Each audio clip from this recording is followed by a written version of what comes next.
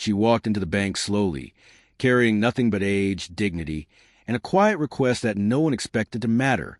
At 90 years old, a black woman asking to check her balance seemed invisible, almost laughable, to the man watching from across the room. His smirk came easily, shaped by assumptions society had taught him to trust. But seconds later, a glowing screen erased that smile and exposed something far more unsettling than money. What appeared next didn't just shock one millionaire. It challenged everything he believed about power, worth, and who gets underestimated. The question is, what do we miss when prejudice speaks first? She had lived long enough to understand how the world looked at her before it ever listened to her. At 90 years old, the woman moved carefully but with purpose, shaped by decades of endurance rather than fragility. Her life had been marked by work that rarely earned recognition, by sacrifices made quietly, and by resilience forged in eras when survival itself was an act of defiance. On that morning, she dressed neatly, choosing clothes that reflected self-respect rather than wealth, and made her way to a downtown bank she had visited many times before. The building was sleek and modern, filled with glass, polished floors, and the low hum of privilege moving efficiently from counter to counter. People glanced past her, their eyes sliding away as if she blended into the background. To most, she looked like someone out of place, too old, too slow, too ordinary for a space that celebrated speed and status. What no one saw was the weight of history she carried, or the discipline it took to remain composed in rooms where she had often been made to feel small. Across the lobby stood a man whose presence demanded attention. He wore confidence like a tailored suit, the kind built for money, influence, and a lifetime of being taken seriously. His posture suggested control, familiarity, and unspoken belief that he belonged anywhere he chose to stand. As he observed the room, his attention briefly landed on the elderly woman, and something unkind settled into his expression. The contrast between them was stark. Wealth against wear, entitlement against quiet dignity. Nothing dramatic had happened yet. No words were exchanged. But beneath the stillness, an old tension stirred. In a place governed by numbers and appearances, assumptions were already being made. And soon, those assumptions would collide with a truth no one in that room was prepared to face. The moment she approached the service counter, the atmosphere subtly shifted. The efficiency that flowed so freely for others slowed around her, as if time itself hesitated. She waited patiently, hands folded, eyes calm, accustomed to delays that had nothing to do with procedure and everything to do with perception. Each second stretched longer than necessary, and with every glance cast her way, the unspoken judgment grew heavier. Behind her, murmurs formed and dissolved. Some people checked their phones, others sighed quietly, irritation masked as inconvenience. To them, she represented an interruption, an elderly black woman who did not fit the sleek rhythm of the space.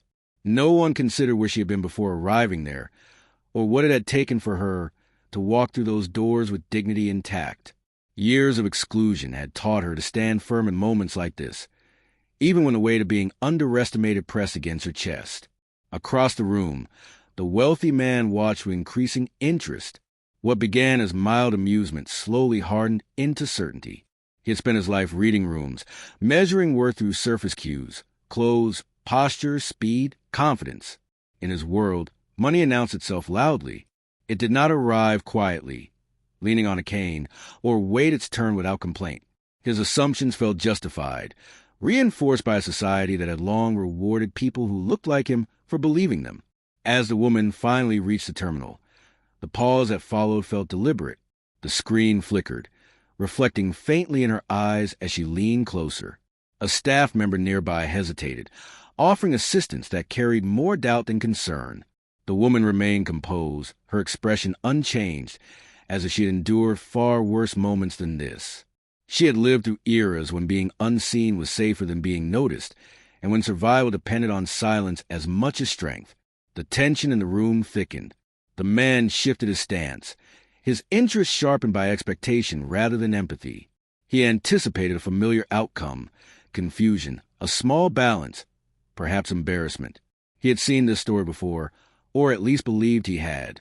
To him, this was a predictable scene in a world that rarely surprised him. But beneath the surface, Something else was unfolding. The woman's calm was not resignation. It was certainty. Every step she had taken in her life had required patience, foresight, and restraint. Every door she had walked through had demanded she prove herself without being asked. What the room mistook for frailty was discipline. What they read as insignificance was a product of generations who learned to endure quietly while building something unseen. As the numbers began to load, the glow from the screen drew attention like a magnet. Nearby movements slowed. Conversations faltered.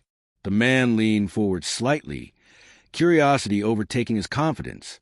In that suspended moment, assumptions hovered on the brink of collapse. No one yet understood what they were about to witness, but the air carried the unmistakable sense that something irreversible was coming, and that once revealed, it would force every person in that room confront the cost of judging before knowing. The numbers finished loading all at once, sharp and undeniable, glowing against the polished screen with a clarity that silenced the room. What had been a quiet, dismissive moment transformed into something electric. The balance was not modest. It was staggering, layered with zeros that spoke of decades of accumulation, discipline, and foresight. The kind of wealth that did not announce itself through designer suits or loud confidence, but through patience and control. The millionaire's expression froze. The amusement drained from his face, replaced first by confusion, then disbelief, and finally something far more uncomfortable. His certainty cracked under the weight of reality he had never considered. This was not a mistake, not an anomaly, not a story he could quickly explain away. The screen did not lie, and neither did what it revealed about him. Around them, the room seemed to shrink. People leaned closer, eyes widening, postures shifting as if trying to realign themselves with a new truth. The same woman who moments earlier had been invisible now commanded the space, without lifting her voice or changing her stance. Her presence filled the room not through power plays or demands, but through the quiet authority of truth revealed. For the woman, the moment carried a different gravity. The balance reflected more than money. It represented years of restraint in a world that underestimated her, of opportunities denied and rebuilt elsewhere, of choosing long-term security over fleeting recognition. She had learned early that survival often required moving in silence, letting results speak where words would be dismissed. The man felt exposed, not by her actions, but by his own assumptions. In that instant, he was forced to confront the ease with which he had judged, the comfort of believing stereotypes that kept his worldview intact. The power dynamic he relied on had inverted, without a single confrontation. Nothing exploded. No one shouted. Yet the impact was seismic. The screen became a mirror, reflecting not just wealth, but the cost of prejudice, and the profound humiliation of being proven wrong in the most undeniable way possible. The moment passed, but its weight did not. The woman completed her request with the same calm she had carried into the bank, her posture unchanged, her dignity intact. She did not linger, did not seek acknowledgement, and did not wait for apologies that would have arrived too late to matter.